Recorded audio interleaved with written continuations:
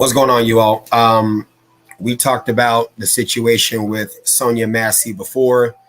Again, thoughts and prayers go out to Miss Massey for the loss of her life. She did not deserve what she received on that day.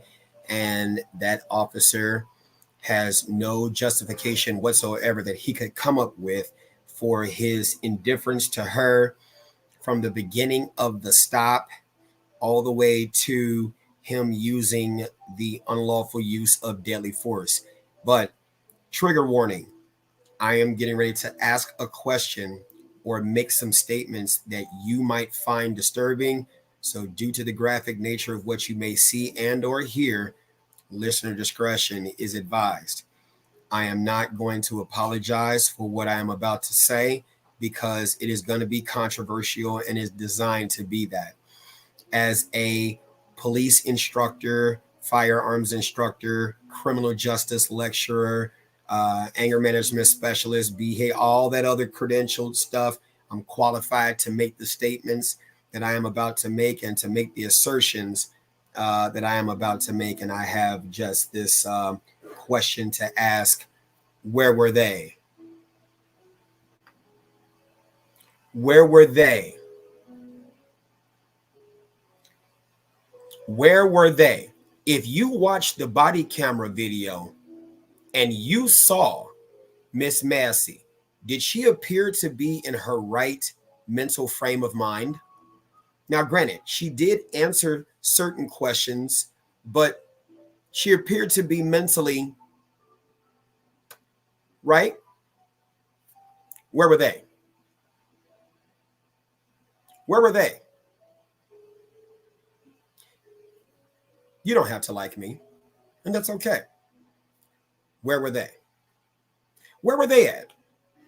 I wonder how many of them were able to break their schedule of whatever they had going on in their lives, calling off from work, calling off from other stuff, to be there for the press conference and for the funeral. Couldn't they have done the same things to make sure she wasn't alone there that night? Where were they? And it's not just her family. How many families are out there who know they have family members who have altered mental statuses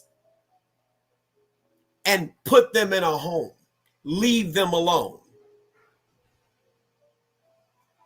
How many of them do that?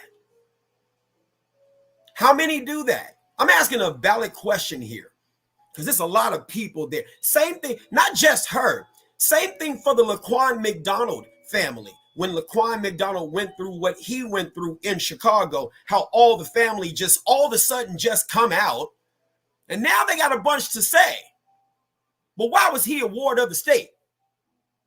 I said what I said, and I'm saying it as much. How many family members, especially in our community, leave people alone to fend for themselves? If all of those people were there, would that deputy have even thought of doing something like that? I'm just asking valid questions. I'm asking valid questions. Sound off in the comments. Now, of course, you're going to have the shea butter community that's going to come out and say questions like, I'm going to put it on the screen. Here we go. What did that have to do with him killing her? Here we go. Here we go. Here's another shea buttered person. There's no reason why he used physical force. Didn't I start off by saying that? See, the shea butters and those who have issues, they listen defensively. They only listen for what triggers them. They don't listen to the main point that I had to say. Didn't I start out saying that there was no reason for him to do what he did? And I have a witness here in the office. You ain't gonna, don't you say nothing. But that's the first thing I started off by saying. That's the first thing I started off by saying. Where were they? Come on now. Y'all love accountability. Y'all love accountability, and you love to sit there and use that word, accountability and responsibility. How many of them could have taken classes to understand mental illness and how they could best help? Because apparently watching that full body camera video, she suffered from some level of mental illness. And all they had to do was just be there. That was it. Just be there. Just be present. But how many of them are present for the press conference? They there when you're dead, but they're not there when you're mentally dead. I said what I said. Hate me now. What you say? Many family members don't want to be bothered. Many family members don't want to be bothered. Somebody say, I'm done with the police, but you're supposed to be the first police.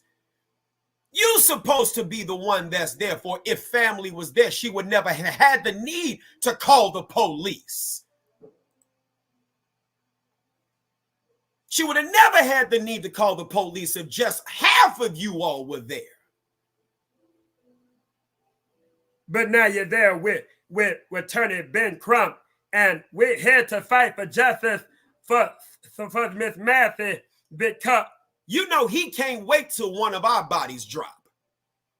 Oh, he can't wait till one of our bodies drop, baby. Oh, he can't wait. When one of our bodies drop, hey, I'm here to fight for the justice for those who are in the mix, because we have to sit here and say justice for. Insert your name here. Oh, he can't wait. So I ain't talking about Ben. He just doing his thug thizzle. I'm talking about the family. Y'all been following me a long time, and you know I say if family don't matter, nothing matters. I said, this ain't gonna be a long live. I got things to do. So you need to look in your own house, and you need to ask yourself, is my family there? Because Miss Massey didn't have to lose her life. The black community loved to focus on the police and don't have nothing to say about the family. Where was the family? You see all of them at the press conference now. And family, you could come for me, but you ain't getting nothing this way because I don't do conflict. I'm not going to argue with you. You need to keep your energies there. Shame is a noun. It's described as the painful feeling of humiliation or distress caused by the consciousness of wrong or foolish behavior. And you should live in shame for this. Miss Massey deserved to have her family there at her house and not in this press conference. And I don't like to use that word shame, but you should live in it. Where were you? You're blaming the government for the actions of this man, and by right, it should be there. But it's also on you too. You're calling off for the press conference. You're calling off for other stuff. You're making plans for the funeral that should have never happened. That energy could have been put towards simply just being there. Can I offer to clean your room? Can I offer to wash your dishes? Can I offer to cook for you? Can I offer to do your grass? Can I offer to paint your walls? Find something to do to be there. Oh, here come another one. Horrible take, bro. See, there's always an enabler. There's always an enabler. And I bet you ain't even from the black community, so you don't even need to be up in here.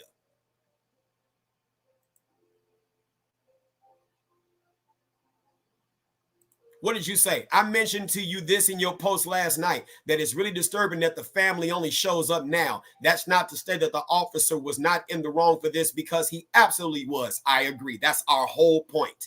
The officer was wrong, and he is facing his consequences, and hopefully he will get convicted. Hopefully Sangamon County does not accept the plea deal. Hopefully they take it to trial and make an example out of him, and he gets the life penalty, because that's all we got. But where was the family?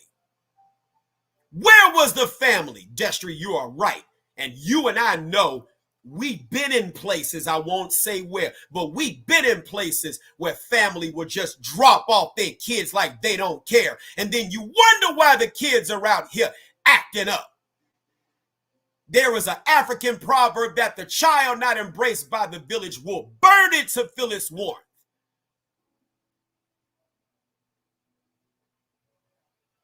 They were too busy until now. Karen says it. If we took care of our folks like our ancestors did, there would be no need for nursing homes, home health, or any of our folks to be on the street. They don't know what family is. Now, I said it, and I'm going to continue to say it. The family failed her. The family failed her. You want us to say her name? No, you say her name. You're the ones who gave her the name. You're the ones should have been there. You should have been there. I don't expect you to understand what mental illness is, but clean up her room, paint those walls, do those dishes, trim that grass. There's things you could have done to be there. But I bet you if she had $1 million, you would have been sleeping overnight trying to get a piece. I said what I said. This instructor Mike, and you've been trained. Sign off in the comments. What are your thoughts?